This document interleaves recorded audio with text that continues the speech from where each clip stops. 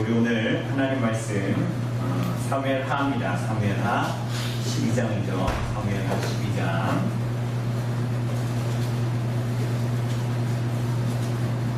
사무엘하 12장 1절로 25절까지 1절로 25절까지의 말씀. 우리 한번 천천히 한번 우리 교독해 볼까요? 1절로 25절까지 제가 먼저 읽도록 하겠습니다. 여호와께서 나단을 다윗에게 보내시니 그가 다윗에게 가서 그에게 이르되 한 성읍에 두 사람이 있는데 한 사람은 부하고 한 사람은 가난하니 가난한 사람은 아무것도 없고 자기가 사서 기르는 작은 암양 새끼 한 마리뿐이라. 그 암양 새끼는 그와 그의 자식과 함께 자라며 그가 먹는 것을 먹으며 그의 잔으로 마시며 그의 품에 누움으로 그에게는 딸처럼 되었거늘. 어떤 의인이 그 부자에게 오매 부자가 자기에게 온 일을 위하여 자기의 양과 소를 아껴서 아니하고 가난한 사람의 양새끼를 빼앗아가 자기에게 온 사람을 위하여 잡아내라 하니 다윗이 그 사람으로 말미암아 노하여 나단에게 이르되 여호와의 살아계심을 두고 맹세하노니 이 일을 행한 그 사람은 마땅히 죽을 자라. 그가 부산이 여기하냐고 이런 일을 행하였으니 그 양새끼를 네 배나 갚아 주어라. 나단이 다윗에게 이르되 당신이 그 사람이라. 이스라엘의 하나님 여호와께서 이와 같이 이르시기를 내가 너를 이스라엘 왕으로 기름기 위하여 너를 사울의 손에서 구원하고 내 주인의 집을 내게 주고 내 주인의 아내를 내 품에 두고 이스라엘과 유다 족속을 내게 맡겨주리라. 만일 그것이 부족하였을 것 같으면 내가 네게 이것부터 더 주었으리라.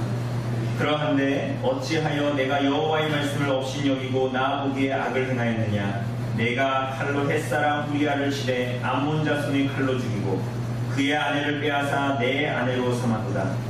이제 내가 아내를 죽이려고 햇사람 우리아의 아내를 빼앗아 내 아내로 삼았은들 칼이 내 집에서 영원토록 떠나지 않으리라 하셨고 여호와께서 또 이와 같이 이르시기를 보라 내가 너와 내 집에 재앙을 일으키고 내가 내 눈앞에서 내 아내를 빼앗아 내 이웃들에게 주리니 그 사람들이 내 아내들과 더불어 백주에 동침하리라. 너는 우리에게 말하지만 나는 온 이스라엘에서 백주의 이익을 내리라 하리니 다윗이 나단에게 이르되 내가 여호와께 죄를 범하였노라 하매 나단이 다윗에게 말하되 여호와께서도 당신의 죄를 사하셨나니 당신이 죽지 아니하려니와 이로 말미암아 여호와의 원수가 그의 기방을 권리로 하였으니 당신이 난 아이와 당신이 죽으리라 하고 나단이 자기 집으로 돌아가니라. 우리아의 아내가 다윗에게 낳은 아이를 여호와께서 치심에 심히 앓는지라. 다윗이 그 아이를 위하여 하나님께 간구하되 다윗이 금식하고 안에 들어가서 밤새도록 땅에 엎드렸으니 그 집에 늙은 자들이 그 곁에 서서 다윗을 땅에서 일으키려 하되 왕이 되지 아니하고 그들과 더불어 먹지도 아니하더라. 이래만에 그 아이가 죽으리라. 그러나 다윗의 신하들이 아이가 죽은 것을 왕에게 알리기를 두려워하니 이는 그들이 말하기를 아이가 살았을 때 우리가 그에게 말하되 왕이 그 말을 듣지 아니하셨나니 어떻게 그 아이가 죽은 것을 그에게 알 수 있으랴. 왕이 상심하시리라 하니라. 다윗이 그의 신하들이 서로 수군거리는 것을 보고 그 아이가 죽은 줄을 다윗이 깨닫고 그의 신하들에게 묻되 아이가 죽었느냐 하니 대답하되 죽었나이다 하는지라. 다윗이 다윗과 일어나 몸을 씻고 기름을 바르고 물고기를 발라내고 여호와의 전에 들어가서 경배하고 왕궁으로 돌아와 명령하여 음식을 그 앞에 차리게 하고 먹으리라. 그의 신하들이 그에게 이르되 아이가 살았을 때에는 그를 위하여 금식하고 우시더니 죽은 후에는 일어나서 잡수시니 이 일이 어찌 됨이니까 하니 이르되 아이가 살았을 때 내가 금식하고 온 것은 혹시 여호와께서 나를 불쌍히 여겨 아이를 살려주시는지 그 아이가 죽어간 거리와 지금은 죽었으니 내가 어찌 금식하랴. 내가 다시 돌아오게 할 수 있느냐. 나는 그에게로 가려니와 그는 내게로 돌아오지 아니하리라 하니라. 나 지연대 하나님의 뜻을 하고 그에게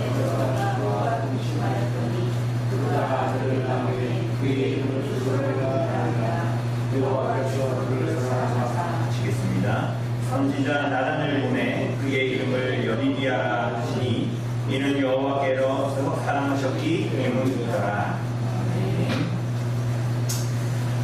사무엘하 12장입니다. 사무엘하 12장, 우리가 그 11장에 다윗과 바세바 사건이라고 불리는 그 사건 우리가 이제 다 함께 봤죠, 그죠?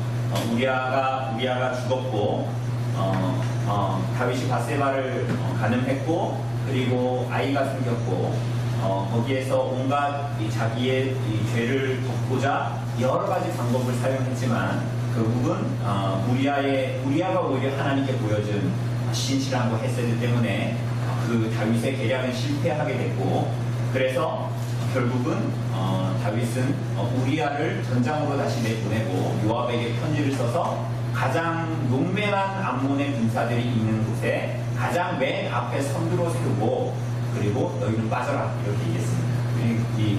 이런 걸 뭐라 그럽니까? 이 살인교사라고 그러죠. 죽게 하고 결국은 이제 바세바를 취하게 되는 이제 그런 일들. 그리고 그것이 사실은 제3자의 입장에서 봤을 때는, 그 모든 내막을 모르는 사람들이 봤을 때는 다윗의 오히려 위대함을 찬송할 수 있는. 왜냐하면 다윗이 죽은 저 우리아의 아내를 거두어 들임으로 말미암아 그는 참 신실한 사람이다라고 오히려 사람들로 하여금 존중받을 수 있는 상황이 되었다. 그의 악함이 어떠했는가를 보여주면서 지난주에 본대로 27절 맨 마지막에 보면, 11장 27절 보면 다윗이 행한 그 일이 여호와 보시기에 악하였더라 이렇게 이제 결론 내고 있습니다.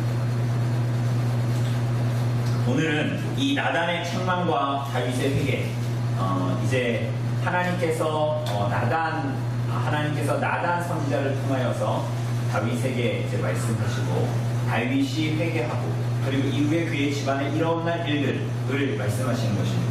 근데 이 본문 우리가 오늘 읽었지만 익히 되게 많이 아는 본문인데 한번 봅시다. 오늘 본문을 통해서 우리가 좀 도움을 얻고자 합니다. 1번 한번 우리 허집사님 좀 읽어주실래요? 예, 나눠드린 종이 보면 1번.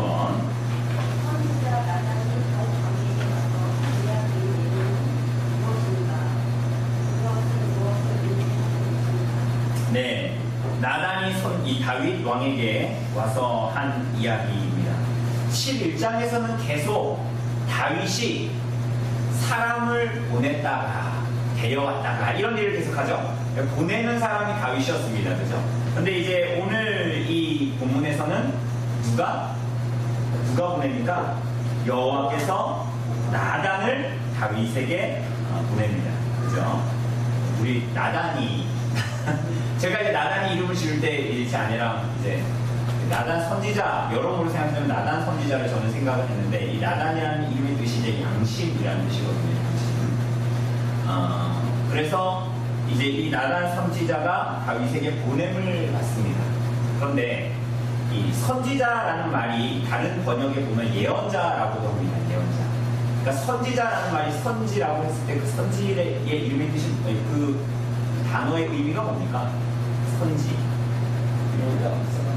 앞서서 안다 이런 뜻이잖아요. 근데 이제 그걸 다른 번역에서 예언자라고 합니다. 근데 이제 예언자라고 했을 때 우리가 전에도 얘기했다시피 그 예언자는 앞일을 본다. 물론 하나님의 말씀으로 말미암아 앞일을 얘기할 수도 있죠. 그러나 사실은 1차적인 의미는 말씀을 맡은 자다 이런 뜻입니다. 그러니까 우리가 은행에다가 저금하는 걸 뭐라 그럽니까? 예금한다 그러죠, 그죠? 근데 그 예금한다 그럴 때 그게 이제 맡기는 거잖아요. 예금 맡기는다 이런 뜻이거든요.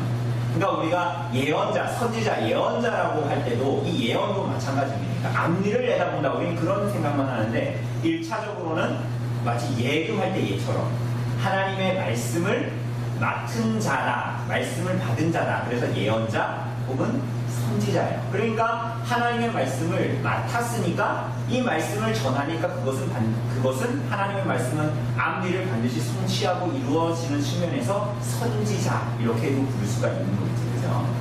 그래서 어쨌거나 하나님의 말씀을 맡은 자로서 이제 나단 선지자가 다윗에게 갑니다. 우리가 알다시피 다윗이 회개하지 않습니까? 다윗이 회개하는데 우리는 이런 본문을 보면서 오해하면 안 됩니다. 그러니까 회개하면 하나님께서 받아주신다. 맞습니까? 틀립니까? 그러니까 1차적으로 맞죠. 그러나 그가 회개할 수 있는 뭡니까? 그가 어떻게 회개할 수 있어요? 그러니까 우리는 원래 회개할 수 있는 자입니까? 회개할 수 없는 자입니까? 회개할 수 없는 자, 시체와 같은 자입니다. 그죠? 우리들의 존재 자체가. 회개할 수 없는 자에서 회개하는 자가 되었다. 그게 이제 거듭난 사람들이잖아요. 그죠? 그런데 이것도 결국은 그가 다윗도 회개할 수 있는 이유는, 원인은 근원적으로 그가 착해서 뭐 회개했다, 그가 그래도 양심이 살아있어서 회개했다라기보다는 하나님께서 보내셨기 때문에, 그분의 보내심 때문에 그가 회개할 수 있게 됐다. 이걸 더 우리가 일반적인 말로 얘기하면 하나님의 은혜가 없으면 회개조차도 할 수가 없는 것이죠. 그죠? 근데 우리는 자꾸만 이렇게 얘기하지 않습니까? 우리가 회개해야 하나님께서 받아주신다라고 생각하지만 아르민주의자들도 약간 이런 생각이거든요. 내가 뭘 해야 하나님이 뭘 하신다 이렇게 생각하니까. 그러나 우리들은 회개조차도 하나님께서 우리들에게 회개할 수 있는 심령을 허락해 주셔야 회개할 수 있다. 그러니까 오늘도 나단 선지자를 보냈다라는 것은 하나님께서 이 다윗에게 은혜를 베풀고 있다라는 증거로 나타나는 것입니다. 시작부터. 그래서 나단 선지자가 왔습니다. 그리고 겉으로 봤을 때는 이게 마치 법률 사건을 가지고 온 것 같아요. 왜냐하면 왕이 어떤 사건에 대해서 판단도 하니까. 우리가 이후에 다윗의 아들 누굽니까? 다윗의 아들이 솔로몬이잖아요. 근데 솔로몬 하면 우리가 되게 특별하게 생각하는 그 재판이 있지 않습니까? 두 창녀가, 두 여자가 아이를 데리고 왔는데 둘 다 자기 아이라 그러고, 그죠? 그러니까 애를 반 갈라주라 그러니까 진짜 엄마가 애 반 마르고 죽으니까 쟤를 살려주세요. 그러니까 솔로몬이 쟤가 진짜 엄마다 이렇게 판결했잖아요. 그죠? 이 어려운 재판이나 이런 것들, 이런 일들을 왕에게 묻기도 했거든요. 그죠? 그래서 사사기 시대에는 왕이 없으니까 사사라는 말 자체가 재판관 이런 뜻이에요. 그러니까 이 사사기에서 사사들이 재판도 하고 이랬거든요. 그게 지금은 이 사무엘서의 시대로 오면 왕이 그 일을 하게 되는 것입니다. 그러니까 나단 선지자가 어떤 이야기를 가지고 왕에게 왔을 때는 마치 오늘 본문만 딱 들여다보고 보면 다윗이 나단이 하는 얘기가 법률 사건을 재판해달라고 나한테 가지고 왔구나, 이렇게 여겼음직한 어떤 한 이야기를 가지고 옵니다. 그게 뭡니까? 어떤 마을 예루살렘이겠죠. 그죠? 근데 여기 보니까 누가 있습니까? 한 성읍에 1절에 보니까 두 사람 있는데 한 사람은 누구예요? 어떤 사람이에요? 한 사람은 가난한 사람. 그러니까 한 사람은 양과 소가 심이 많아요. 또 다른 사람은 아무것도 없고 자기가, 그죠? 이게 구약에 나타나는 비유죠, 비유. 우리가 예수님의 비유하는데 이 구약에서 나단의 비유를 하는 것입니다. 그런데 그래서 함께 암양 새끼는 그와 그의 자식과 함께 자라며 그가 먹는 것을 먹고 마시고 품에 눕는다. 그에게는 딸처럼 되었거늘. 어떤 행인이 와서 부자에게 이제 대접을 해야 되는데 자기 양과 소를 앞에서 잡지 않고 그 암양 새끼 한 마리 있는 사람한테 가가지고 그거 뺏어가지고 대접했단 말이죠. 그러니까 어떻게 해요? 5절에 보니까 다윗의 반응이 어떻습니까? 노하여 어떻게 합니까? 죽여야 된다. 여러분들 잘 보면 출애굽기 22장에 이 모세 율법 이런 거 나오고 보면 어떤 사람의 양을 가져다가 그거를 잡았거나 아니면 누구한테 팔았어요. 그럼 몇 배로 갚아줘야 되죠? 혹시 아십니까? 4배로 갚아줘야 돼요. 4배로 갚아주면 되는 거야. 그런데 지금 이 사건에서 다윗이 뭐라 그래요? 6절에 보니까 4배로 갚아줘야 되냐, 안 갚아줘야 된대요. 갚아주기는 갚아주는데 그 위에 보니까 5절에 보니까 뭐라 그랬어요? 걔를 어떻게 해야 된다? 끝까지 그죠? 이 율법에서는 그냥 그 사람을 찾아가지고 4배로 갚아주면 되잖아요. 근데 이 다윗의 행동이 굉장히 이제 이상해 보이죠? 안 이상해 보이죠? 그러니까 우리는 앞에 11장의 내용을 다 아니까 이제 다윗이 죽여도 마땅한 거야 이렇게 생각하지만 이 사건 자체로 보면 이거 사실 죽일 일은 아니잖아요. 그죠? 그 모세 율법에 의해서도 보면. 그런데 여러분 제가 나눠드린 그 종이에 보면 1번에 보면 안에 뭐가 있죠? 이 포클만이라는 신학자가 다윗의 태도를 밧세바의 일에서 받은 양심의 가책을 받은 상태에 있기 때문에 다윗이 그렇게 반응한다 이렇게 얘기했습니다. 여기 한번 우리 승려경을 읽어주실래요? 그는 가늠을 행하고 냉소적인 사례를 통해 그 사실을 숨긴 뒤로 매우 혼란스러운 상태였다. 그때 이후로 그는 이 또한 이들을 숨기고 안정을 얻기 위해서 엄청난 양의 에너지를 소모해야만 했다. 여기서는 그의 에너지가 위한 행위에 대한 구조로서 나타나고 있다. 비록 에너지의 방향과 형태는 다르지만 그 근원은 모두 자기에게 보이지 않는 생명력이다. 다른 사람을 존재함으로써 그가 얻고자 했던 그 만족은 우리아의 제로로 인해 다윗의 마음속에 생긴 공허함을 채우기 위한 것이다. 여러분 이 마지막 문장이 되게 중요해요. 뭐라 그래요? 다른 사람을 정죄함으로 다윗이 이 이야기에서 나단 선지자가 가져온 이 사건에 대해서 다른 사람을 정죄했잖아요. 그럼 죽여야 된다. 죽이고 4배로 갚아주면 되잖아요. 그 사람을 정죄함으로써 그가 얻고자 했던 이 재판관으로서의 큰 만족은 자기가 우리아를 제거해서 다윗의 마음속에 생긴 공허함, 양심의 가책을 가름하려고 했던 거예요. 네, 이해되십니까? 여러분 가끔 이런 사람들이 있습니다. 어떤 사람을 너무 지나치게 비판하거나 판단하는 사람들이 있어요. 그런데 그 사람의 다 그런 건 아니지만 그 사람들의 몇몇의 삶을 들여다보면 사실은 자신이 비판받아 마땅하고 판단받아 마땅할 일들에 대해서 자기가 이 처리가 안 되는 거예요. 그 양심의 가책을 받고 그 죄로 인해서 양심이 공허해진 거예요. 그래서 그걸 이 포클만이라는 신학자가 아주 예리하게 인간의 본성에 대해서 얘기하고 있는 거예요. 왜 다윗이 이렇게 감정이입을 해가지고 자기가 더 나쁜 놈이면서 왜 이렇게 이 사람에 대해서 말하냐는 거예요. 이상하죠? 여러분도 자기를 잘 보세요. 자기가 어떤 사람의 욕을 되게 심하게 할 때 잘 생각해보면 자기도 떳떳하지 않고 자기가 하나님 앞에 심판받아 마땅하다라는 그것을 그 양심의 가책과 그 공허함을 가지고 있으면서 마치 그것을 키우려고 다른 사람을 정말 엄밀한 잣대로 바리새인이나 서기관들처럼 그렇게 잣대로 판단하고 이런 사람들이 있습니다. 자기가 그런지 아니면 돌아봐야 되는 것입니다. 그죠? 그런데 이 말을 들었을 때 다윗이 자기라고 생각했습니까? 자기에게라고 전혀 생각을 하지 못했잖아요. 그러니까 이미 이 다윗의 상태는 완악해져 있는 상태예요. 더 이상 그 말씀을 들으면 대부분 사람들은 그런 얘기를 들으면 저게 내 얘기인가? 이렇게 해야지 이게 정상이고 하나님 말씀을 설교를 들으면 나에게 주시는 말씀 같아. 이렇게 받아들여야 되는데 자꾸 사람들은 우리 남편 우리 아내 말씀 설교 들으면서 저 가끔 이렇게 큰 교회 있으면 이렇게 막 설교 이렇게 하면 가끔 이런 사람 보여요. 옆에 사람 처음 이렇게 자기 남편 당신 말이야. 그런 사람은 자기 말씀을 잘 못 받는 거예요. 지가 그렇다는 걸 깨닫지 못하는 거예요. 그러니 진정으로 복음을 받아들이는 사람들은 신앙으로 논평을 하거나 타인을 평가하는 데서 그치지 않고 자신에게 그 잣대를 갖다 대는 것입니다. 그죠? 그런데 여기에 보면 아주 재밌습니다. 결국은 우리는 내용을 다 알기 때문에 이 부자는 누굽니까? 부자는 누구예요? 여기 비유에서, 이야기에서. 부자는 하위, 가난한 사람. 우리야. 그리고 그 사람이 가지고 있던 작은 암양 새끼는 그죠. 그 안에 바세바 좋죠. 그런데 여기에도 보면 그 3절의 끝에 보면 그 사람이 그 양을 암양 새끼를 뭐처럼 여겼대요? 딸처럼 여겼대요. 그런데 그 딸이라는 단어가 밭이거든요. 밭. 그러니까 밧세바의 이름의 그 뜻하고도 이것이 아주 잘 연결이 되니까 밧세바라는 이름의 뜻이 맹세의 딸, 7일의 딸 이런 뜻이거든요.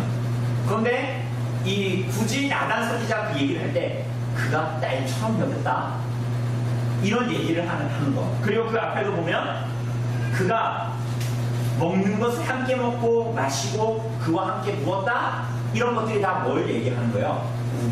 우리아와 밧세바를 얘기하는 거예요. 근데 그것을 뺏었다라는 것입니다. 그죠?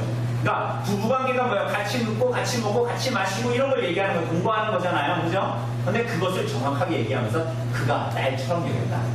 밭이다. 이렇게 얘기하는 거예요. 그런데도 밧세바 자기가 그렇게 했으면 밭이라는 얘기만 들어도 막 얘기하는 거예요. 이렇게 해야 되는데 이 사람이 밭이라는 얘기를 들어도 전혀 감을 못 잡고 있는 거예요. 다윗이 그러니까 다윗이 이렇게 판결을 하니까 10절에 뭐라 그럽니까? 나단이 다윗에게 놓치지 않고 그때 뭐라 그럽니까? 당신이 누구다? 그 사람이다. 죽여야 된다. 내들어가 빨리 내니까 당신이 그 사람입니다. 이렇게. 여러분, 이 다윗이 어땠을까요? 여러분, 이 죄를 아는 사람이 누가 있습니까? 누가 있습니까? 죽은 우리야 모르죠? 누가 압니까? 요압 알죠? 또 누가 알까요? 바세바. 나단 선지자 알까요? 모를까요? 아니, 원래 다윗이 나단 선지자가 안다면 이렇게 말하지 못했겠죠. 그죠? 그러니까 알지도 못하고 필사적으로 자기가 숨기려고 했죠. 여러분, 근데 잘 생각해보면 나중에 요압이 결국은 다윗이 세우려고 하는 솔로몬을 배신하고 아도니아를 세우려는 편에 들어가지 않습니까? 그래서 나중에 솔로몬이 요압을 죽여버립니다. 그런데 이미 여러분이 요압 입장에서 잘 생각해보면 이 사건 이후로 요압을 하나님께 기름 부음받은 군주로 생각했을까요? 안 했을까요? 그렇게 생각할 수가 없었겠죠. 어쨌거나 요압이 알고 있었고, 그러니까 아무도 모른다고 생각했는데 나단 선지자가 그것을 들추는 것입니다. 여러분, 이걸 통해서 뭘 알 수 있습니까? 다윗은 필사적으로 그 죄를 감추려고 했는데, 여러분과 제가 죄를 짓고 마치 아무도 모르는 것이냐 하려고 하는 것처럼 필사적으로 죄를 감추려고 했는데, 그럴 때 그렇게 하고 예배당 왔는데 설교 듣는데 그 말씀이 딱 부딪히면 어떻게 됩니까? 하나님께서 나에게 죄를 돌이키라고 하는 걸 회개해야 되잖아요. 그죠? 근데 이것을 다윗이 먼저 다윗에게 그 말씀이 딱 다가왔을 때, 나단선지자가 너가 그 사람이다라고 얘기했을 때 다윗의 마음이 어떻게 했을까요? 다윗이 뭘 깨달아야 했을까요? 1차적으로 여러분들이 죄를 지었는데 그 죄를 하나님의 말씀이 깨닫게 하시면 여러분 뭐가 가장 먼저 깨달았습니까? 내가 아무도 모른다고 생각했는데 하나님은 내가 필사적으로 감추려고 했던 그 교묘하고 악랄한 짓까지도, 그 마음까지도 하나님은 다 아십니다. 그러니까 결국은 다윗에게는 하나님이 모든 걸 아신다. 그리고 결국은 자기가 왕으로서 열방의 왕처럼 뺏고 내가 가지고 이러려고 했는데, 사실은 이스라엘의 왕은 누구시다? 하나님이시고 나는 대리자이시다. 우리가 이번 주 오후에 본 것처럼 우리를 하나님의 형상으로 지은 이유가 뭐라 그랬습니까? 여러분과 저를 하나님의 형상으로 지으신 이유가 뭡니까? 그죠? 모든 창조물들을 하나님을 대신해서 뭐 하는 자들? 통치하고 다스리는 자로 우리들을 부르셨다 그랬잖아요. 그런데 타락한 이후로 우리가 그럴 능력이 있어요, 없어요? 그렇게 해서 하나님의 영광을 드러내야 되죠. 피조물을 하나님께서 주신 능력으로 잘 통치함으로 말미암아 그게 그 통치의 의미가, 다스림의 의미가 하나님의 형상으로 지었다라는 거라 그랬잖아요. 그죠? 그렇게 하나님의 형상으로서 세상을 잘 통치하면 뭐가 드러나요?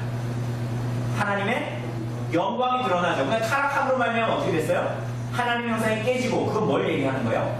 더 이상 사람들이 하나님의 형상을 드러내므로 하나님께 영광을 돌리지 못하게 되었다라는 걸 얘기하는 거잖아요. 그죠? 오늘 이 다윗이 하나님의 대리 통치자로서 하나님의 나라인 이스라엘을 다스린다라는 것은 그의 다스림으로 말미암아 뭐가 나타나야 된다는 것입니다. 하나님의 영광이 나타나야 하는 거예요. 하나님이 왕이시다라는 것이 나타나야 하는 것이죠. 그죠? 근데 이제 그렇게 되어지지 않게 되는 거예요. 위기가 초래되는 것이죠. 그래서 하나님께서 가장 먼저 말씀하시는 게 이런 겁니다. 뭐라 그래요? 당신이 그 사람이라 10절에 말하고, 그러면서 뭐라 그래요? 이스라엘의 하나님 누가?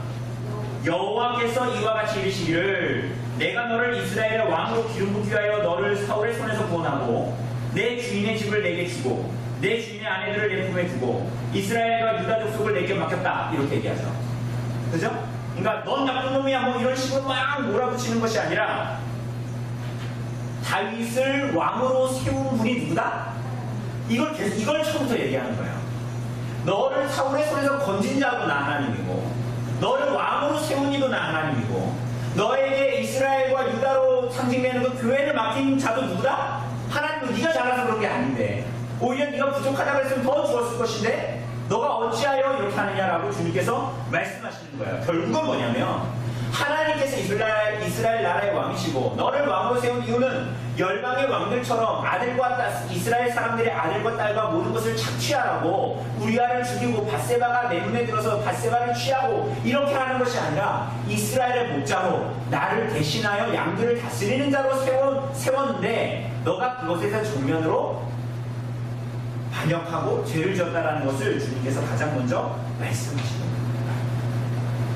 자, 그래서 2번 우리 손교사님 읽어주실래요? 문제 2번. 단지 범죄와 인질이 무엇인가? 그에 대한 하나님의 심판은 무엇인가? 네, 다윗이 죄를 지은 건 뭡니까? 6계명과 7계명이죠. 뭐예요? 그렇죠. 살인한 것과 간음한 것, 그리고 뭐 그게 결국은 보면 도둑질한 거 2계명도 포함되겠네요. 그죠? 왜냐하면 자기 하는 거 아닌데 도둑질한 거잖아요. 그죠? 그런데 그게 겉으로 나와 있는 이 한마디로 이 자범죄인가 열매라는 거예요. 근데 그 다윗의 범죄의 뿌리가 뭐냐는 거예요. 본질이 뭐냐는 거예요. 그게 뭡니까? 9절에 나오죠. 9절에.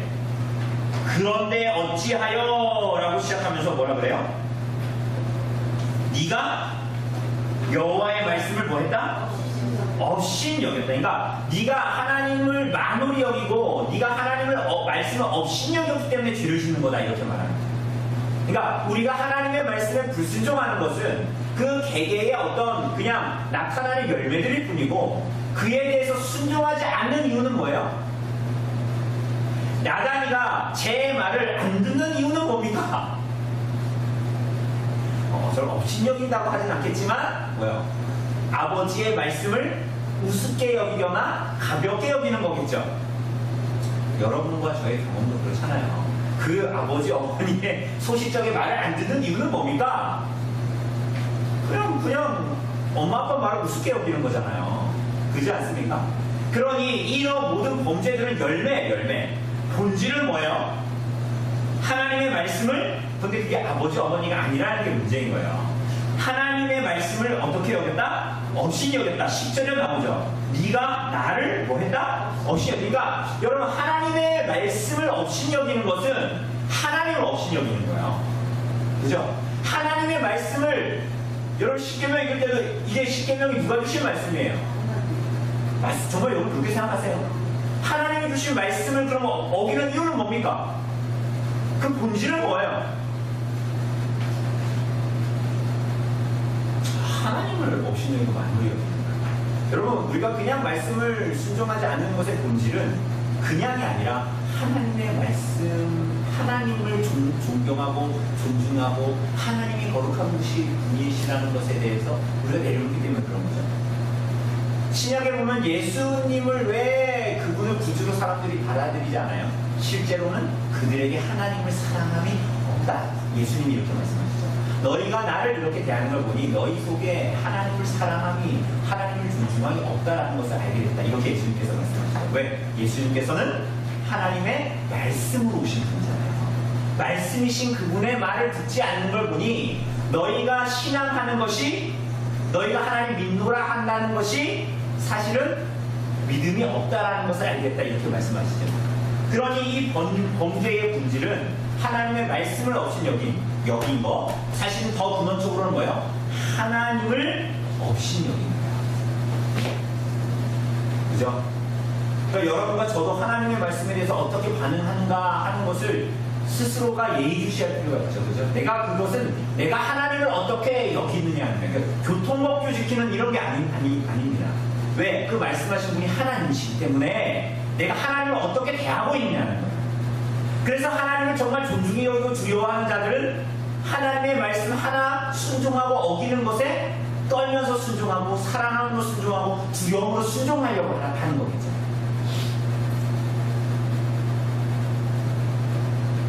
그죠?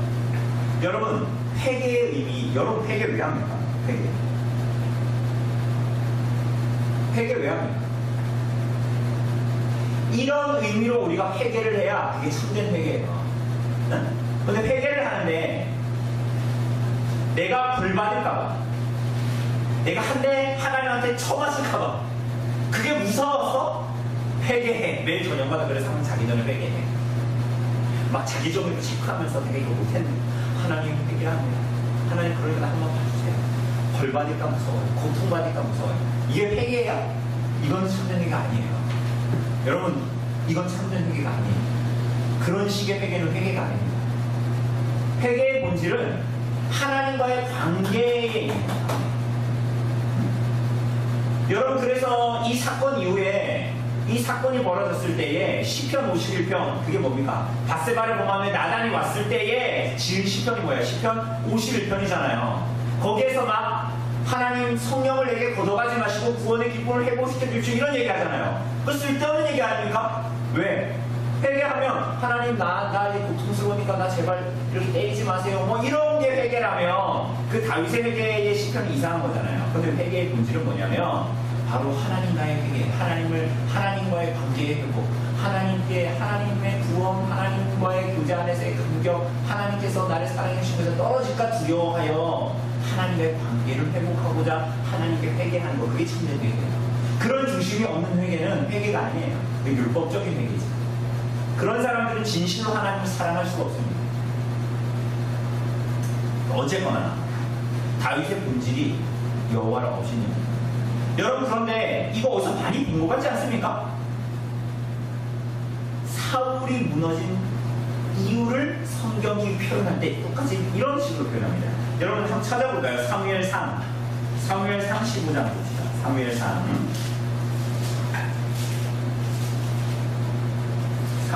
15장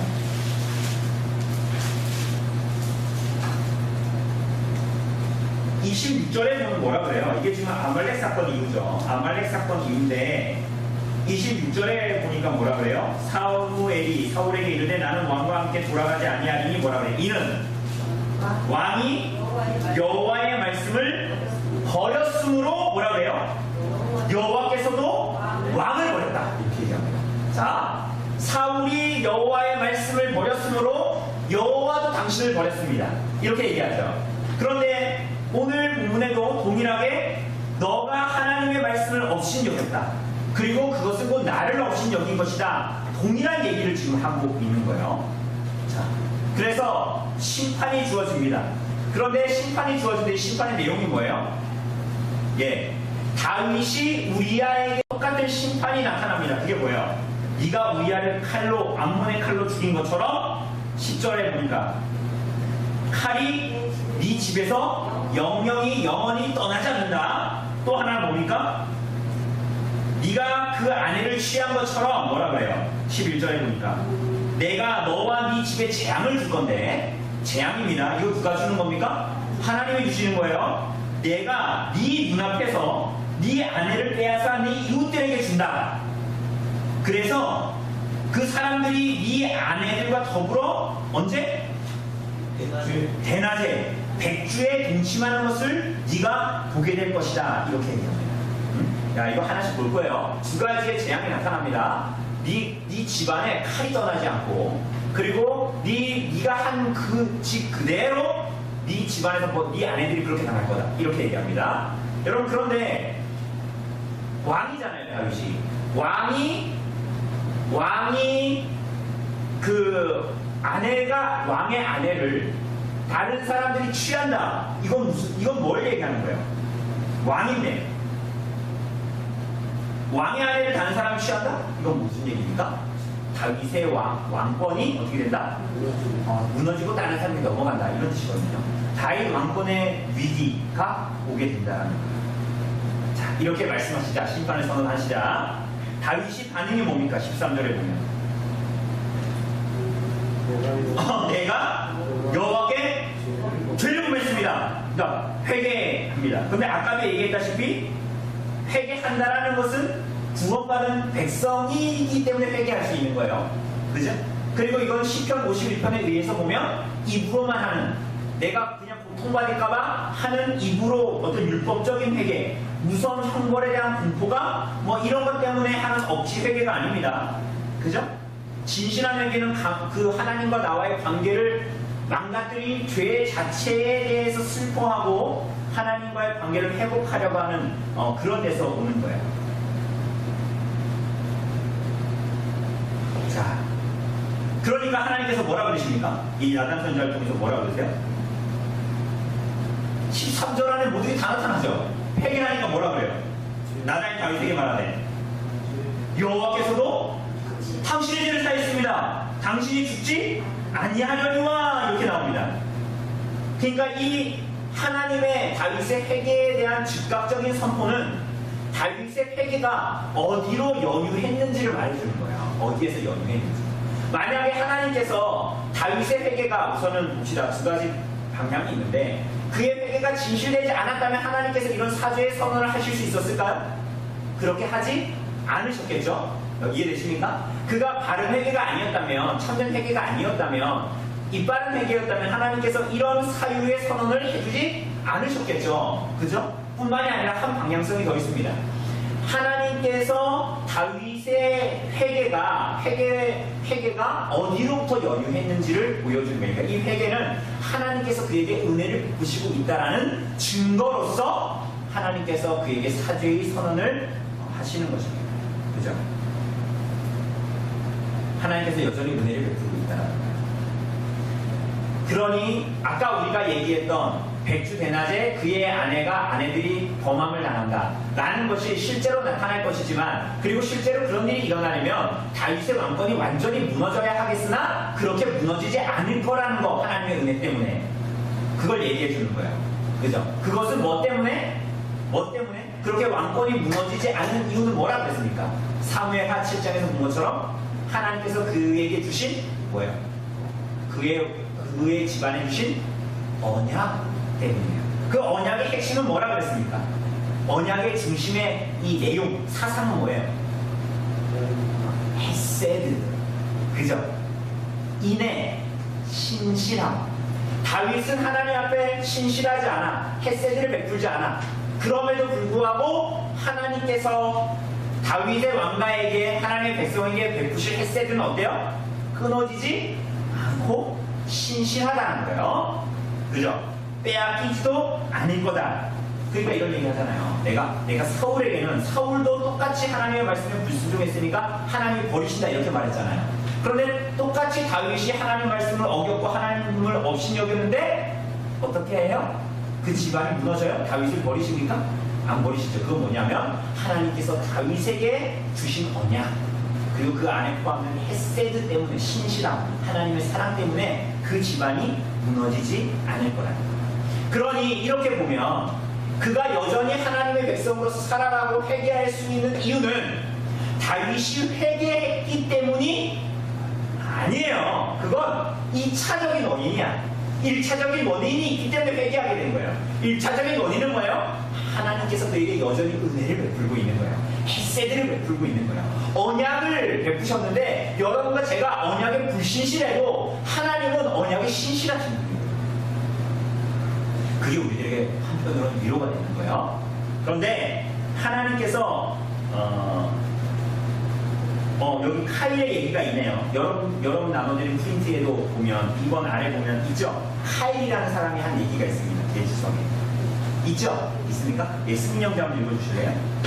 주께서 그에게 사역을 권하게 해주신 것은 그의 시급처한 회개되는 뿐만이 아니라 오히려 10장 12절 이하에서 그에게 주신 약속의 근거한 성경의와 자비 때문이라. 그렇죠. 뭐라고 해요?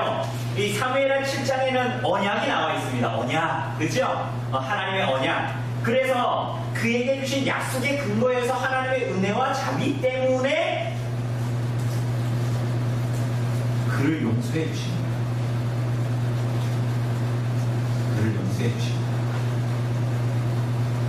여러분, 원래 다윗 죽어야 될까요? 안 죽어야 될까요? 죽어야 되죠. 율법에 의해서 죽어야 되는 거예요. 그렇죠? 그런데 하나님께서 그를 용서해 주셨어요. 언약적 사랑 때문에. 나단이 뭐라고 했습니까? 그 비유, 그 사람 죽여버려라 다윗이 그러니까 뭐라고 해요? 당신이 그 사람입니다. 그러죠? 근데 이와 비슷한 얘기를 신약 성경에도 나와요. 어디에 나옵니까? 요한복음 19장에 보면 빌라도가 예수님을 내어주면서 보시오 이 사람이다 이렇게 얘기합니다. 비슷한 얘기예요. 그러니 정말 죽어야 될 사람임에도 불구하고 하나님의 언약 때문에 살았잖아요, 다윗이. 그죠?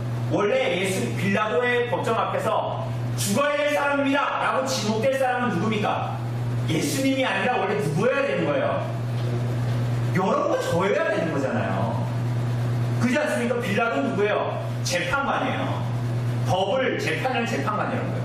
그런데 그 재판관이 예수님을 내어놓고 보시오 이 사람이요 라고 얘기했을 때 그 지목한 그 죄인은 누가 돼야 되는 거예요? 예수님이 아니라 여러분과 저잖아요. 이 다윗의 얘기에서도 마찬가지예요. 하나님의 언약과 헤세드 때문에 이 다윗이 살 수 있는 거예요. 원래 이 사람은 어떤 사람입니까? 나단의 지목대로 당신이 죽어야 될 그 사람입니다 라는 사람이 원래 다윗이거든요. 그런데 그가 살 수 있었어요. 뭐 때문에? 하나님의 언약 때문에, 헤세드 때문에 그가 대신 살아갔던 거예요. 하나님의 언약 때문에. 그런데 여러분 여기서 끝나지 않습니다. 여러분 여기서 끝나면 좋을 텐데 여기서 끝나지가 않아요. 그죠? 14절을 보면 뭐라 그래요? 여러분 하나님께서 여러분과 저를 용서하면 그냥 다 끝나야 될 것 같잖아요. 그죠? 용서하면 모든 일이 이제 다 순적하게 돼야 될 것 같잖아요. 하나님 그렇게 일하시지 않습니다. 여러분과 저의 삶에도 그렇게 하지 않으십니다. 여러분 14절을 보면 뭐라 그래요? 이 일로 말미암아 여호와의 원수가 크게 비방할 거리를 얻게 되었으니 뭐라 그랬어요? 당신의 낳은 아이가 반드시 죽습니다. 그렇게 얘기합니다. 자, 여기 잘 보세요. 하나님은 여러분과 저에게 주고 싶은 게 있습니다. 그게 뭐냐면 죄에 대한 용서예요. 또 하나는 뭡니까? 그래서 여러분과 저의 삶이 변화되기를 원하십니다. 그죠? 그래서 하나님께서는 사람 채찍과 인생 막대기로 사람을 다루신다고 그러잖아요. 너의 왕권이 무너지지 않고 너희 자손들이 범죄하며 내가 사람 채찍과 인생 막대기로 너희를 다루겠다 이렇게 말씀하시는 이유는 뭐냐면 하나님께서 여러분과 저를 하나님의 백성 삼으셔요. 죄를 용서해서. 그죠? 또 하나는 뭐예요? 여러분과 저의 삶이 하나님의 말씀대로 변하기를 원하십니다. 맞죠? 그죠? 하나님께서 다윗을 용서하고 살려주셨지만 하나님께서 다윗에게 선언하신 심판이 하나도 거두어지지 않고 나타날 거라는 거예요. 이건 뭘 얘기합니다. 여러분과 저의 회개가 거짓 회개가 안 되도록, 안 그랬으면 여러분과 저는 안 그랬으면 좋겠는데 여러분과 저의 죄가 거짓 회개가 안 되도록 손쉬운 자위가 되지 않도록 반드시 그 값을 물으신다는 거예요. 근데 여러분 여기서 오해하면 안 돼요. 우리 자꾸 여기서 이제 오해하잖아요. 뭘 오해합니까? 여러분 예수님이 십자가에 달려 죽으심으로 말미암아 여러분과 저에 대한 죄책이 면제됐습니까? 면제되지 않았습니까? 확실하세요? 여러분 정말 여러분과 저의 과거와 현재와 미래의 죄책이 다 용서됐습니까? 대답을 아까 269장에서 그렇잖아요. 나 믿노라 보혈의 공부를 주께서 내 모든 죄를 사해 주셨다면서요. 그죠? 죄에 대한 책임을 다 면제받은 거 맞습니까? 아닙니까? 맞죠? 그런데 여러분의 삶에 자꾸만 어떤 어려움이 오면 여러분 자꾸 무슨 생각이 들어요? 하나님이 자꾸 나한테 내가 어제 지은 죄에 대한 죄값을 자꾸 묻는다고. 그걸 징계라고 잘 생각하면 되는데 그거 보면 이게 징계라는 의미로 우리가 징계라는 말 써서 그렇지 자꾸만 우리는 그 죄값이라고 생각하거든요. 말을 징계라고 하는데 자꾸 우리 안에서 드는 생각은 뭐예요? 죄값이라고 생각해요. 그래서 우리가 이 땅에서 어려움이 있으면 자꾸 그게 하나님께서 내게 죄를 묻으시는 거라고 자꾸만 생각을 하죠. 그게 아니라는 거예요. 그게 아니라는 거예요, 우선은. 그리고 동시에 우리가 주의해야 될 것은 뭐냐면, 그럼에도 여러분과 제가 죄를 이 땅에서 짓습니까? 안 짓습니까? 짓죠? 그죠? 짓는데, 우리는 자꾸 죄의 세력이 그 사람을 자꾸 붙들어서 그러니까 우리가 예수님의 공로를 죄사함의 공로를 믿지만 그렇다고 해서 죄의 세력이 완전히 사라지는 게 아니잖아요. 이 땅에 있을 동안에. 그죠? 그러니까 우리는 그래서 죄를 지으면서 죄책을 묻지 않게 된 여러분과 저와 같은 성도라 해도 때로는 죄를 범하기도 하고 습관적으로 죄를 짓기도 하지요. 여러분 다윗이 죄 용서함을 받았다고 그랬습니다. 그죠? 오늘 보면 틀림없이 나단 선지자 그러잖아요. 그런데 일단 그 지은 죄와 죄성으로 말미암아서 그 죄의 세력 아래로 노예가 되었다라는 거예요. 그래서 여호와의 원수로 크게 회감할 거리를 얻게 되었다라고 말합니다.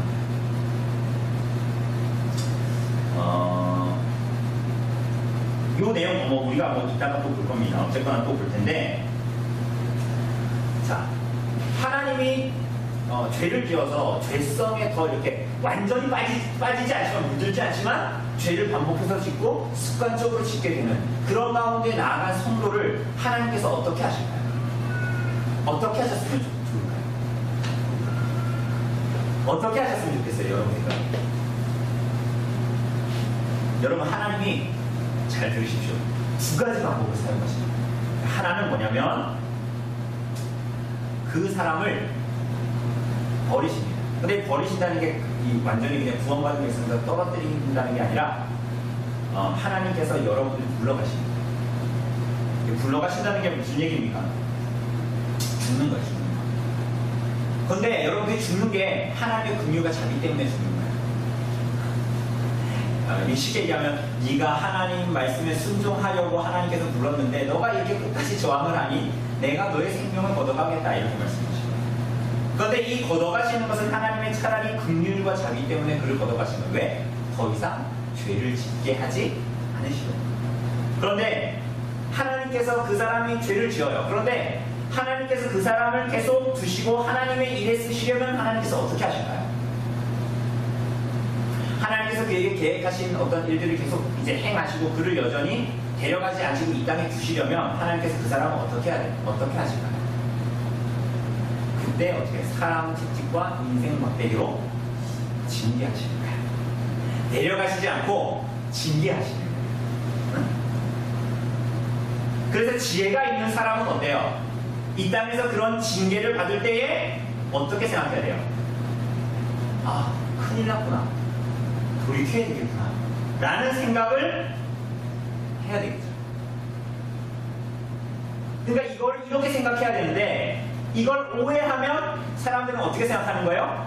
내가 죄책을 다 치우지 못해가지고 내가 죄에 대한 값을 받는구나. 이렇게 생각하는 거예요. 연옥처럼 생각하는 거지.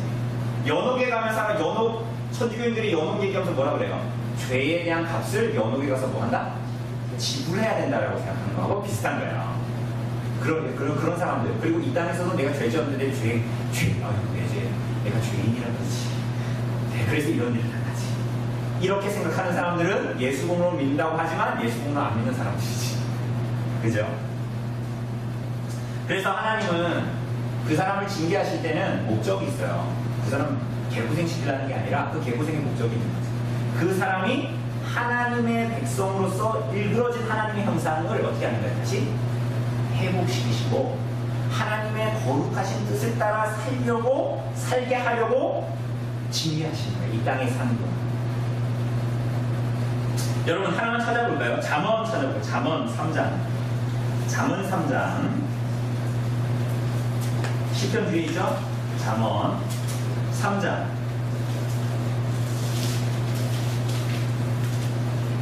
잠언 3장 11절 12절.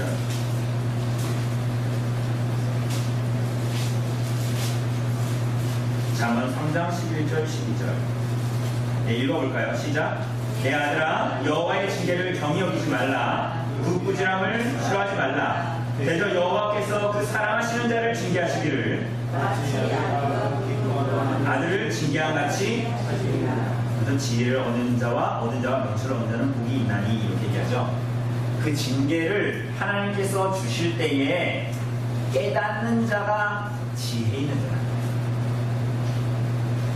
매를 맞고 버티는 자가 지혜 있는 게 아니라 매를 마실 때 하나님의 뜻이 어디에 있는가를 깨닫는 자가 지혜 있는 자라는 거예요. 자, 여러분 그러면 징계의 양상이 똑같을까요? 다를까요? 그거 우리가 고정된 상태가 아닌 거예요. 그 하나님의 손에 달린 거죠. 그 징계의 형태는 너무나 다양해요. 그죠? 그러나 만일 그 사람의 마음에 아까도 얘기했듯이 지혜가 있고 하나님에 대한 사랑이 있어서 잘 깨닫는 사람이면 하나님께서 경고하시거나 말씀하실 때에 그렇구나 하는 것을 잘 깨닫는 사람이죠. 그게 성경이 말하는 지혜 있는 사람. 하나님의 징계는 실패하는 법이 있을까요? 없을까요? 없습니다. 그죠? 만약에 그 사람이 매를 끝까지 저항하면서 하면 그 사람의 왕과 무지함을 끝까지 몸부림치면 하나님께서 그 사람을 더 이상 둘 필요가 없으니 데려가십니다. 그런데 그것도 하나님의 자비와 긍휼 때문에 데려가시는 것입니다. 여러분 그 고린도전서에 보면 성찬에 아무렇게나 참여했다가 죽은 사람들이 있습니다. 아십니까? 여러분 고린도전서 찾아볼까요? 11장 읽어요. 고린도전서 11장 신약성경 고린도전서 11장 30절 뭐라 그럽니까? 약한 자와 병든 자가 많고 잠자는 자도 적지 아니하니 이렇게 얘기하죠. 이게 무슨 얘기냐면 그 위에 보면 이게 성찬 때 읽는 말씀이에요. 위에 보면 23절이 내는데 보면 그런데 이 사람들이 어떻게 해요? 29절에 보니까 주의 몸을 분별하지 못하고 먹고 마시는 자는 자기의 죄를 먹고 마시죠. 그래서 이때 고린도 교회에 어떤 사람들이 있었냐면 그래서 고린도 교회에 약한 자들이 있었어요. 병든 자들이 있었어요. 성찬에 막 참여하다가 죽은 사람이 있었어요. 여기 실제로 그랬다는 거예요. 근데 왜 그런 사람들이 있다고 얘기합니까? 그가 하나님의 말씀과 하나님의 가르침에 끝까지 버틴기는 자들을 하나님께서 그들을 그렇게 만들어 보셨고 징계하셨다는 거예요. 혹은 데려가셨다는 거예요. 하나님의 긍휼과 자비 때문에 그렇다는 것입니다. 네. 이 내용들을 이제 얘기합니다. 그러니까 어쨌거나 이 다윗에 대한 죄를 볼 때 우리가 이제 그가 죄값이다 이런 게 아니라는 거예요. 하나님께서 그를 징계하시는 거예요. 그런데 놀랍게도 하나님께서 그가 지은 죄와 우리가 일반계시적으로도 그렇습니다. 가끔 그럴 때 있죠. 역사의 교훈에서 보면 그 사람이 한 짓을 그때는 악을 행해가지고 그 사람이 잘 살았는데 이후에 보면 그 사람이 나중에 당하는 걸 보면 똑같은 모양으로 당할 때가 있습니다. 여러분 그런 거 혹시 보셨어요? 일반계시적으로 하나님께서 말씀하십니다. 일반계시가 완전하지 않지만 그 역사의 교훈을 따라 뭔가를 보이시는 거거든요. 다윗이 한 일을 그대로 그가 당하시는 거예요. 그가 하나님의 뜻에 어떻게 반응하며 살아야 되는가를 그대로 보여주시는 거예요. 그러니까 세상 사람들은 혹은 편한 마음으로 살고자 하는 사람들은 야 살다 보니까 그런 일도 있지 이렇게 생각하지만 아니요. 하나님은 살아계시기 때문에 하나님께서 우리로 하여금 바르게 깨닫게 하시기 위해서 똑같은 일을 벌이시는 거예요. 그 우리가 깨달아야 되는 거예요. 자, 3번 봅시다. 예, 우리 궁집사님 한번 읽어주실래요? 아이과 바세바 사이에서 태어난 아이의 죽음에 대해 우리는 어떻게 이해해야 하는가? 네. 다윗이 범죄했으면 다윗이 죽어야 되는데 누가 죽습니까? 그 아이가 죽죠. 그죠? 그 14절에 보면 일로 말미암아 여호와의 원수가 크게 비방할 거리를 얻어 붙게 하였으니 당신이 낳은 아이가 반드시 죽으리라. 이렇게 사단이 예언합니다. 어떻게 이해될까요? 여러분들이 나눠드린 그 종이에 보면 헤르스베일크라는 사람이 이렇게 얘기합니다. 승리 형제 한번 읽어주실래요? 다윗은 하나님께 대한 죄뿐 아니라 용서받고 있지만 세상의 영향을 미치는 죄이기도 하다. 다윗과 같이 계속 함께 하시는 누군가자가 그렇게 악한 일을 저지른다면 주님의 일이 심각하게 세상을 지게 된다. 죄인과 주님 사이의 일은 하나님의 은혜로 이루어지지만 그러나 아이의 죽음은 하나님께서 생명을 범하는 것에 대해서 어떻게 생각하시는가?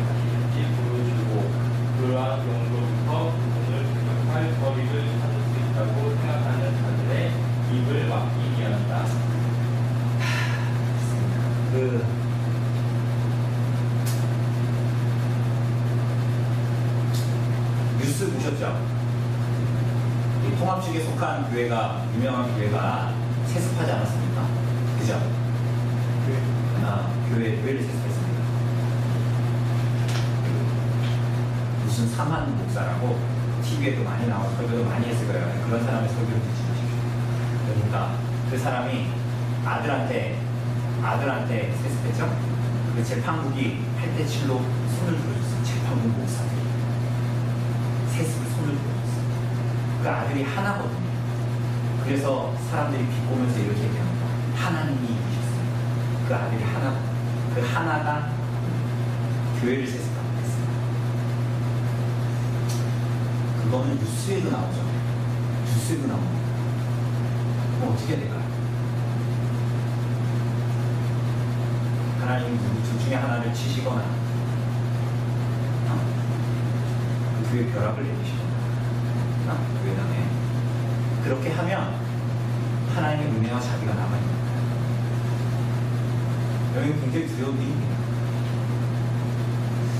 이런 증상들을 보면 여러분 위기를 느껴야 돼요. 한국 교회에. 그 교회들은 아멘합니다. 그게 교회일까요? 그건 교회가 아닙니다. 그럼 이거는 매우 무서운 얘기입니다. 지금 한국 교회가 우리 이렇게 예배 잘 드리고 시간이 잘하는 것 같지만 또 그 사람들도 우리도 훨씬 더 예배 잘 드리고 하거든요. 근데 그 사람들이 정말 구원을 믿느냐? 그 사람들이 믿는 게 정말 하나님 맞냐? 하나님 믿는다는 게 도대체 뭐냐? 라고 했을 때 그들은 우리가 예수님의 비유에 비추어 보면 그 사람들은 교회가 아닙니다. 여러분, 이 사람이 이 헬츠베르크가 이 다윗의 이야기를 통해서 하는 얘기가 뭡니까 지금? 이 아들을 죽임으로 말미암아 하나님의 계명을 범하는 것에 대해서 대체 어떻게 생각하고 계시는가를 보여줄 뿐만이 아니라 뭐라고 해요? 그러한 경우로부터 그분을 대적할 거리를 찾을 수 있다고 생각하는 자들의 입을 막기 위해서, 그러니까 이 아들이 잘 키워져가지고 이 사람이 왕이 됐어. 응? 그럼 사람들이 뭐라 생각할까요? 그렇게 해도 그렇게 되면 앞사람은 하나님 믿는 별거 아닌데 하나님 믿는 건 나랑 뭔 상관이야? 그러니까 저 교회는 잘 될수록 절벽으로 떨어지는 거예요. 여러분 굉장히 무서운 얘기입니다. 여러분들이 죄를 짓고 살아가는데 그게 잘 돼. 그건 이상한 거예요. 여러분 그거 굉장히 두려운 얘기예요. 여러분 잘 들으셔야 돼요. 여러분이 죄를 짓고 살아가도 아무렇지도 않아. 여러분 그건 너무 무서운 얘기예요. 지금 이 비방자들의 입을 막기 위해서 하나님이 그 아들을 아예 쳐버리시는 거예요. 15절 보면 여호와께서 치시니 이래를 앓다가 죽었어요. 이 아이가. 그러니까 어떤 사람은 1년 지난 후에 아이가, 혹은 태어나고 바로 아이가 7일 있다 죽었다, 뭐 이런 많은 얘기들이 있지만 어쨌거나 이 아이 죽었을 때 다윗이 뭘 깨달았을까요?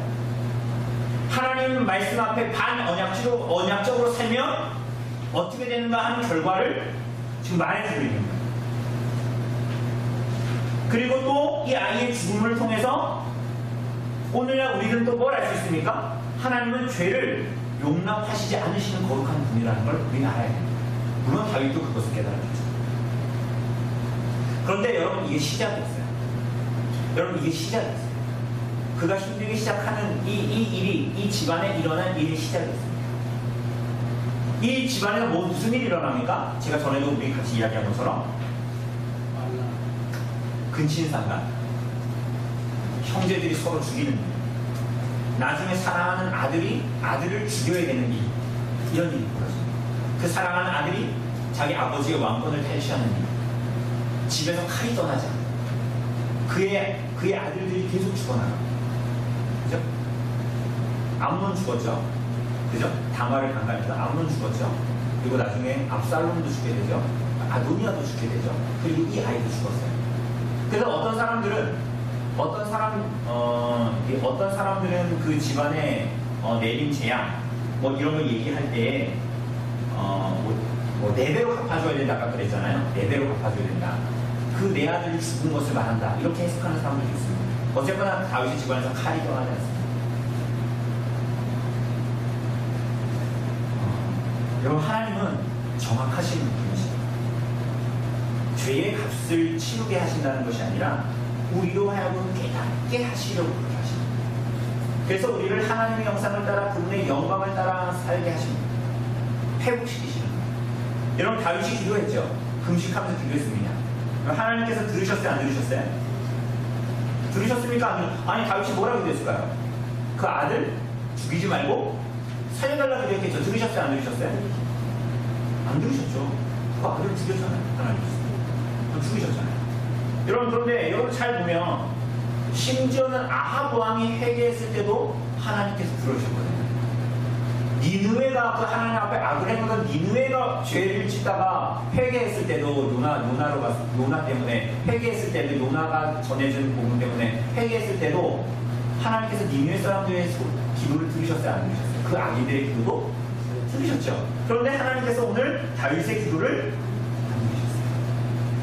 하나님께서 하나님의 백성들에게 반드시 그가 사생자가 아니면 그를 반드시 채찍질하시고 막대기로 회초리를 드십니다.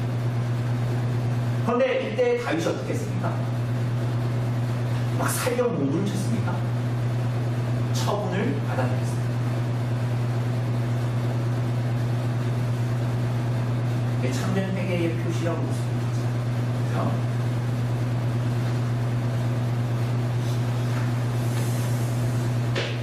예, 4번 한번 우리 읽어주세요. 4번.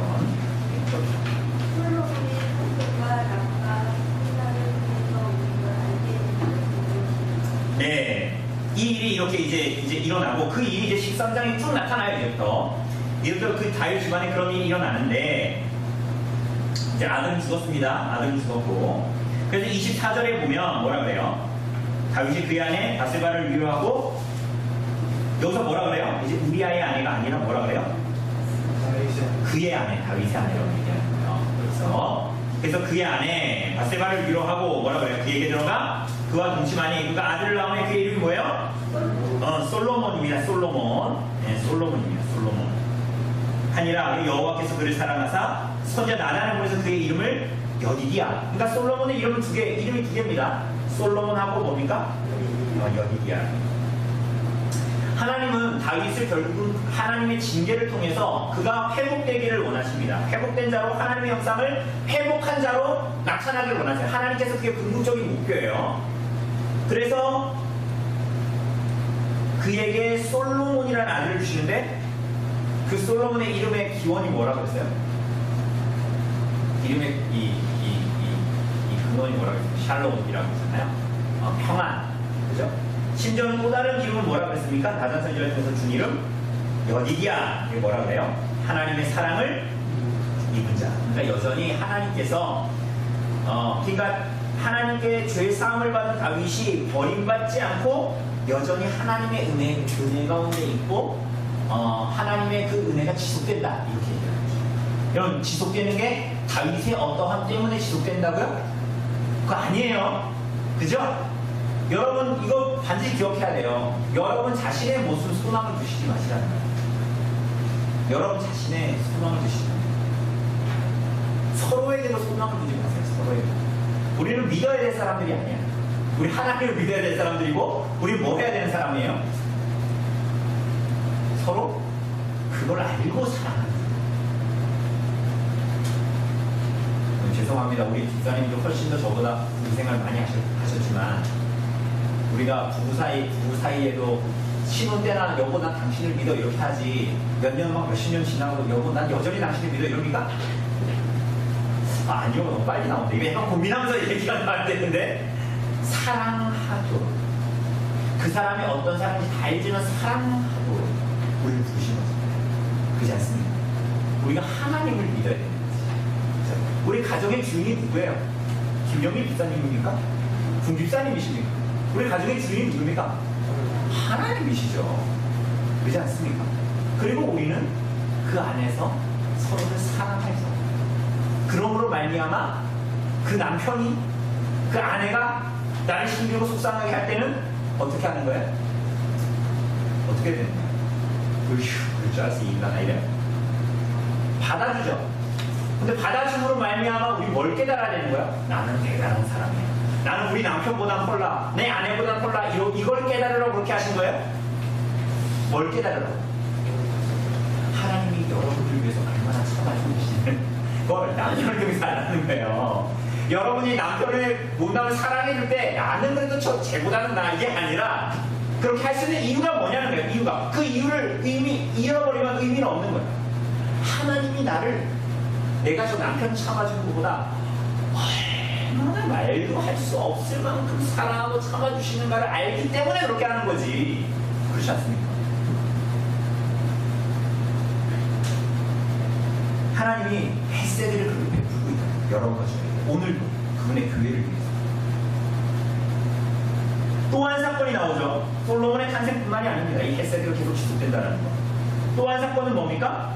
우리가 읽지 않았어요. 그게 뭐예요? 26절부터 나타나는 다윗이 라빠를 어떻게 하는 거예요? 이 암몬 족속을 완전히 점령하게 되는 것입니다. 그런데 여기서 이상해요. 그러한 일들이 벌어지는 동안, 그러한 일들이 다윗이 밧세바를 간음하고 막 이런 일이 일어나는 동안 요압은 뭐 하고 있었던 거예요? 라빠에서 전쟁하고 있었던 거예요. 근데 있었는데 여기 뭐해요? 요압이 이제 거의 다 점령해서 26절에 보니까 27절에 요압이 뭐라고 해요? 전령을 보내가지고 어떻게 돼요? 빨리 와라. 왜?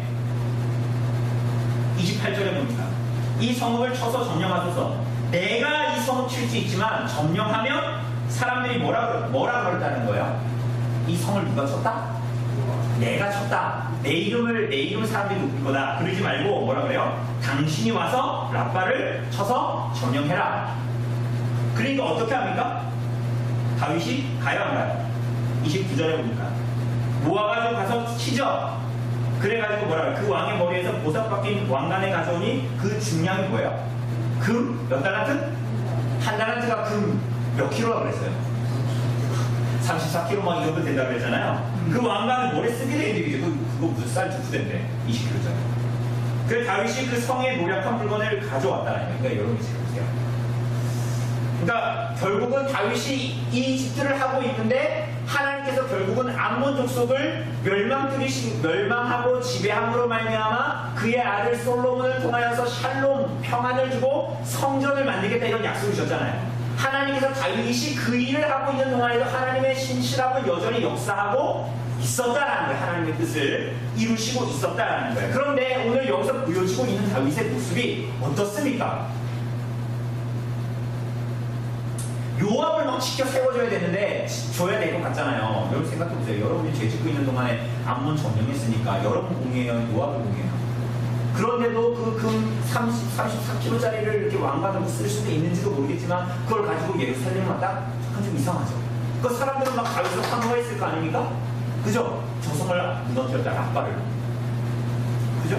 그리고 여러분 마지막 절 보면 뭐라고 해요? 마지막 절 보면 그 안에 백성들을 끌어냈다 그러죠. 그죠? 이 암몬 족속도 끌어냈대요. 그래서 뭐라 그래요? 톱질과 썰애질과 철 도끼질과 벽돌 구이를 그들에게 하게 아니라 암몬 자손의 모든 성을 이같이하여 다윗과 그 모든 백성이 예루살렘을 돌아갔다 이렇게 얘기하죠.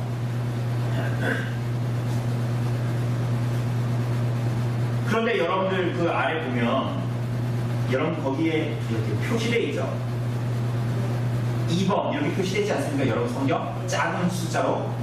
그리고 그 아래에 각주처럼 아래에 뭐라고 나와 있어요? 또 다른 해석이 나와 있습니다. 뭐라고 나와 있어요? 톱으로 켜고 썰애로 썰고 도끼로 찢고 벽돌가마로 지나가기. 이게 무슨 얘기입니까? 우리가 지금 개역 개정에 번역된 걸 보면 암몬 자손들을 시켜가지고 라빠에 세운 성을 다 함락시키고 이제 이스라엘 나라로 이제 속국이 되도록 만들었다 이런 걸 얘기하는 것 같은데 번역상에 이 분명한 번역들, 예를 들면 NASB 뭐 이런 번역들이 있거든요. 그런데 그런 번역들을 보면 번역이 여러 가지일 거예요. 그런데 한편으로는 이렇게 보기 좋게 해석을 했지만 한편으로는 이 암몬 사람들을 다윗이 어떻게 했다고요? 톱으로 어떻게 했다고요? 켜고 썰애로 썰고 도끼로 찢고 불가마 벽돌가마로 지나가게 했다 이렇게 기록하고 있습니다. 그러니까 무엇이 바른 번역인지 알지 못해요. 그런데 거의 이런 엽기적인 거의 전쟁 범죄 행위 아닙니까? 이 정도면.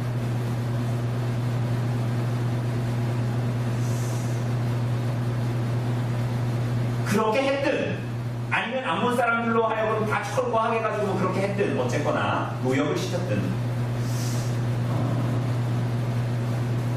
다윗 왕가의 어둠을 보여주고 있어요. 이제 앞으로 일어날 일들이 다윗 왕가의 어떠함을 보여줍니다. 그런데 그럼에도 불구하고 다윗 왕가가 그들의 어떠한 뭐 별짓을 다 하면서 하나님의 말씀대로 그렇게 예언대로 이루어지지만 하나님의 언약이 사그라든가 안쓰라거든가 사그라들지 않는다. 하나님의 주권과 하나님의 열심히 이끌어가는 것이지 교회의 어떠함이 중방을 선택하거나 이끌어가는 것이 아니다. 이런 겁니다. 그러니까 하나님 이건 결국 뭐냐면 하나님이 우리를 향한 헤세드와 인자가 어떠한 것인지를 아주 잘 우리에게 계속적으로 말해주는 것입니다. 이렇게 우리가 12장 보게 됐습니다. 결국은 교회의 주인은 하나님이시고 우리가 그분의 사랑함으로 순종해야 된다는 것을 말해줍니다. 그분의 징계가 우리들의 삶에 어떠한 모양으로 오든 간에 우리는 하나님이 우리를 사랑하신다는 것을 알고 그 모든 것에서 하나님의 징계가 막대기를 깨달을 때에 회개하고 하나님의 도우시고 하나님의 마땅히 나아가야 합니다. 하나님 긍휼과 자비가 없는 우리들이 된다는 것입니다. 우리들이 어떠한 때로는 여러분과 제가 죄를 지어서 그 죄로 말미암아 이루어지는 일들을 우리가 먹고 마실 때가 있습니다. 마약을 먹고 마시는 엄마가 애를 낳으면 그 아이는 며칠 있다가 죽게 됩니다. 마약 때문에. 근데 그렇다고 해서 하나님께서 그 사람을 용서하지 않는 것은 아니지만 그 아이가 죽는 고통을 고스란히 먹게 하십니다. 그죠? 우리가 그럴 때에 하나님을 원망하거나 하나님 뜻이 없다라고 할 것이 아니라 돌이키고 그것이 고통스럽지만 하나님의 뜻 가운데에 복종하고 내가 철저히 죄인임을 깨닫고 돌이켜야 됩니다.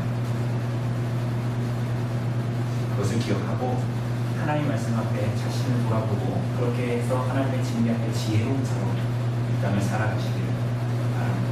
무엇보다도 하나님의 말씀에 순종하는 자, 하나님의 햇살에 반응하는 자, 그런 일상을 살아가시기를 바랍니다. 이렇게 성경 공부 잘하고 집에 돌아갔는데 남편이나 아내가 집에 가서 집에 들어온 여러분들을 괴롭히거나 잔소리할 수 있습니다. 그럴 때 여러분 뭐 해야 되는 거예요? 여러분 하나님의 햇살을 베푸는 거창한 게 아니에요. 그럴 때 햇세드를 베푸는 거예요. 그죠? 그것을 꼭 기억하고 하나님의 햇세드가 우리에게 있는지 알고 그것을 그대로 베푸는 그것으로 증거하는 하나님의 햇세드를 성도님들 보시기